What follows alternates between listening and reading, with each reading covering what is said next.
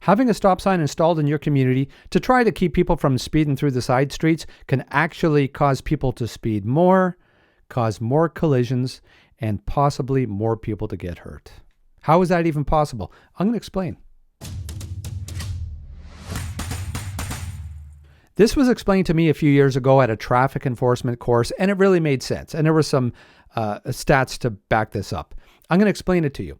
So, and I'm going to use a real example. There was one street in particular, and people were using it to get from one main street to another. So just picture this. You have two main streets that are very busy, especially during rush hour. So what people would do is they would try to get from one street to the other, and they would use these side streets. So there was some T intersections, naturally, and the community got together and they figured, okay, they're tired of people racing through, so they want a stop sign somewhere along the lines of the side street. This is one example of many. Ultimately, what ends up happening is those who are trying to use it as a shortcut end up getting angry or losing their patience that it's one more place that they have to stop. So in between the stop signs, they actually speed even more and are driving even more reckless, because the only reason why they're using that side street is to save time. So now you got people speeding in between the stop signs to try to make up time.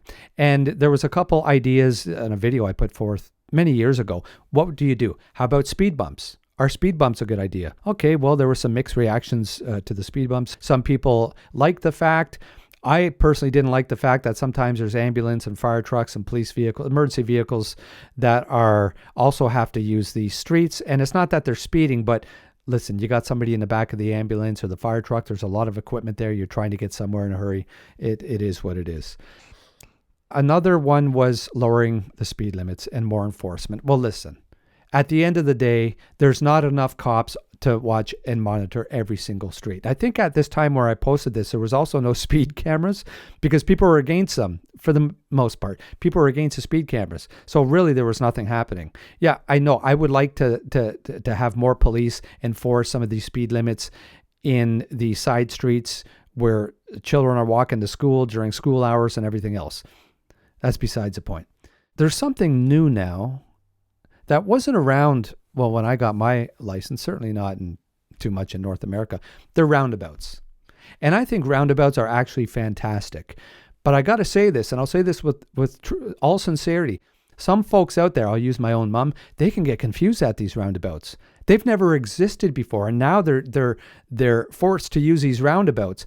Forced, you want to drive, you got to use a roundabout. But if there's one lane, sure, it's simple enough.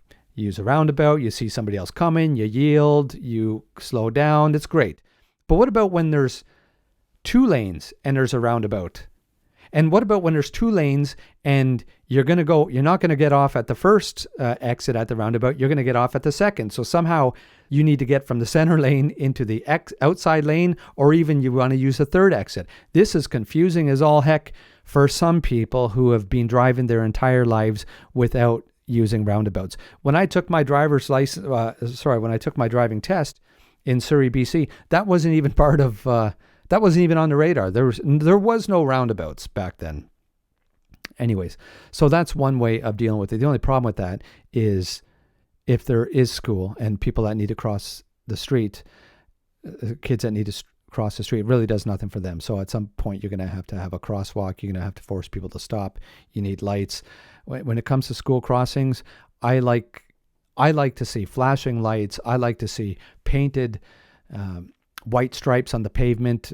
I like to see signs. I like it clearly marked. And I think, listen, most people would like that.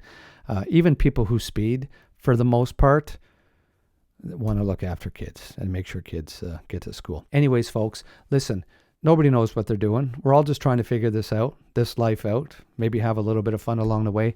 Be safe out there, look after one another, and perhaps we will see you again.